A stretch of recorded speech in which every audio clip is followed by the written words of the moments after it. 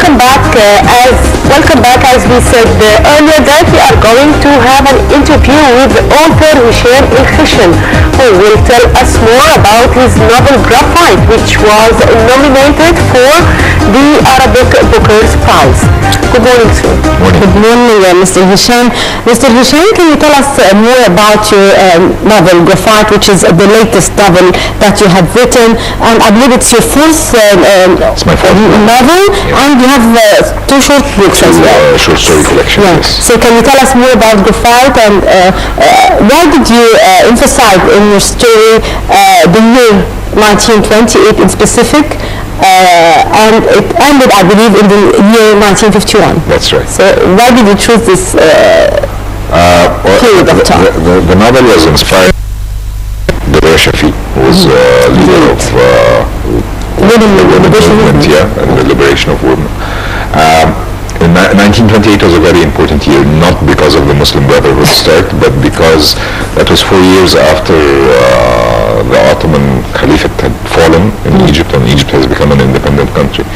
And it all started by a piece of information that in 1928 the Egyptian government at the time actually sent 12 young girls to study abroad. And this triggered the whole idea of the novel, that the fact that in 1928 our government was sending young ladies to study abroad, to stay abroad for 4 or 5 years to get their education. And that's why it started in 1928. Sorry for interruption here, but do you believe that it was a real move in the direction of liberation for women this year, and the fact that it was culturally accepted for these females or these women to travel abroad and study and stay there for 4 or 5 years by themselves?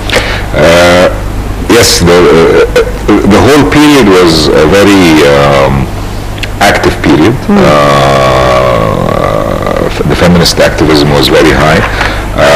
That it was culturally accepted is not necessarily true. There was a lot of resistance to that, and however, those families of those young ladies were middle-class families who had vision for their kids, and all those young ladies actually became iconic. We're talking about Dr. Karima Saeed, we're talking about Nazira Nukola, who came back and made the very famous cookbook Abla Nazira. And they all got very good education. They all went to the Sorbonne, to Oxford, to Cambridge. So there was a movement, and the activism was very evident at the time. So why did you call it Graphite, and what are the main problems and difficulties that face you when you write a historical fiction? The name Graphite relates very much to the storyline, because graphite is the material where pencils are made of. Yes. I don't want to say spoilers about the story for to get a chance to read it, but the storyline is about moving from black and white to color, and the paradox there. So that's where the name came from. A historical novel is more difficult than a normal novel, because you really have to research the period you're writing about, and you have to learn almost every aspect that is related to the period. So you really have to get into the details. It took me around 2 years of research to be able to write it, because I have to relate to the reader the atmosphere and the mood that was there, and you cannot do that you cannot take that lightly. If you want to write a good novel, you really have to sort of live that period. Mr. Hisham, to what extent you were... I want to call me Hisham, forget the Mr. part. Hisham, why did you choose this period, and I believe that you choose that period after the 2011 revolution and the years that followed after the presidency of Morsi, and what took place regarding the situation and position of women in the society and all what we have witnessed. And then you wanted to show that back then there was a real movement for the liberation of women. Women did play a very important role. They wanted to liberate themselves. They did play an important role in the society. And it was the same year of the establishment of the Brotherhood group by Hassan al-Banna. How did you see that link? It's a very complicated question. Let me split it into parts. First of all, I did not choose the period. The period chooses me. You get inspired by something and you write about the period. But you were attracted to that particular... I was actually attracted because in 2012, if you remember, there was a lot of talk about Dore Shafi and taking her out of the history books and so on. And that got me interested, not in the fact that I want to write a novel, but to know more about Dore Shafi. And I started my research there, and then came the idea of the novel. So yes, in that sense, that is what inspired the storyline. The fact that it's a pure coincidence that the movement started in 1928, or the novel started. But what you have to understand is that in a society that was opening at the time, because it was a very close society, and Egypt was just about to open to the world after years of the Ottoman Caliphate. So in a society that's opening, you always have polarization. You have the very conservative moves, and you have the very progressive moves, and that's the struggle that happens in a society.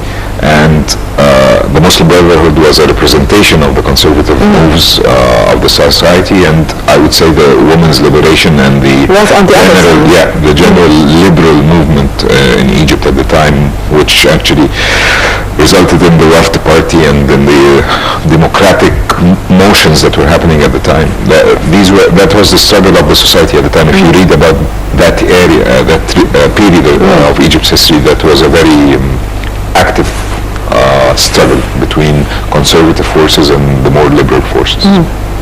So can you tell us more about the Arabic Booker's Prize, and why was your novel nominated to this prize? Okay, the International Booker Prize is the most famous literary prize, which is for English books. It's out of the UK.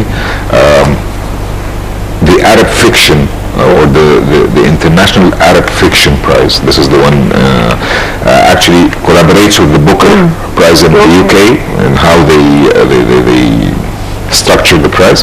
So it became famous as the Arab Booker Prize. Yes. I would say it's one of the most important literary awards in our Arab world. It started in 2008. Why my novel was nominated, I don't know. I'm just happy it was, but I don't know. It's on the long list, one of 16 novels from across the Arab world. There are 3 of us from Egypt. There is myself, there is Ashraf al-Khamaisi, and there is Mona Shimi, 3 Egyptian authors who are on the long list. A month from now, they will issue the short list, which will become 6 books. And then 2 months later, they will announce the ultimate winner. Okay, as Cairo Book Fair opens its doors today, it's the 45th round of Cairo Book Fair. Can you tell us more about the cultural role that is played by the book fair? Well, the book fair, of course, is a very important event. It's always extremely good to get people into one place where they can find all the books they can wish for.